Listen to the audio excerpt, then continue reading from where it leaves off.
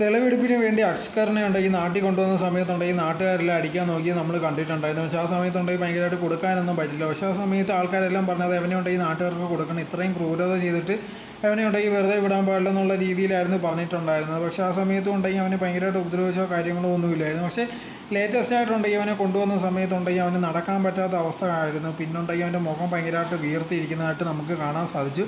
ഇതിൽ നിന്ന് തന്നെ നമുക്ക് മനസ്സിലാക്കുന്ന ഒരു കാര്യമാണ്, പോലീസ് ഉണ്ടെങ്കിൽ അവന് വേണ്ടത്ര സാധനങ്ങൾ അടി കൊടുത്തിട്ടുണ്ട്, അതല്ലെങ്കിൽ ഇത് ഇങ്ങനത്തെ ഒരു അവസ്ഥ വരത്തില്ല. പക്ഷേ ഇതുണ്ടെങ്കിൽ അതിന് മാത്രം ഉണ്ടോ എന്ന് ചോദിച്ചാൽ ഒരിക്കലും അല്ല. കുട്ടി ഉണ്ടെങ്കിൽ അനുഭവിച്ചതിൻ്റെ പാതി പോലും അവനുണ്ടെങ്കിൽ അനുഭവിച്ചിട്ടില്ല.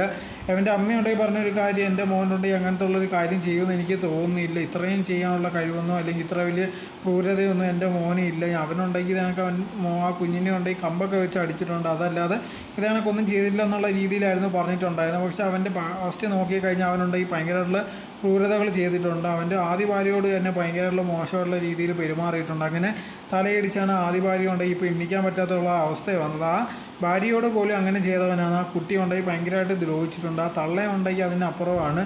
എന്തായിരുന്നാലും ശരി, അവന് ഇതിലൊന്നും ശിക്ഷ കിട്ടിയ പോലെ നരയിച്ച് അവനൊക്കെ അവസാനിക്കാൻ പാടുള്ളൂ, അല്ലെങ്കിൽ ആ കുട്ടിക്ക് സംഭവിച്ചതിനൊന്നും ഒരു നീതി കിട്ടാത്ത ഒരു അവസ്ഥയായി പോകും.